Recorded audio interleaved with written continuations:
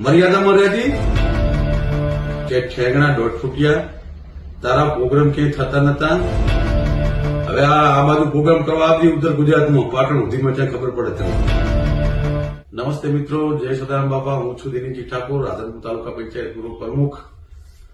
અને ઘણા સમયથી આ ઠાકોર સમાજનું 16 મુદ્દાનું બંધારણ સમાજ દ્વારા જે નક્કી કરવા આવ્યું ઓગણજીની થળીએ, એમાં અમુક લોકો બંધારણને તોડી અને સમાજમાં વાહિયાત વાતો ફેલાવવા માંગે છે.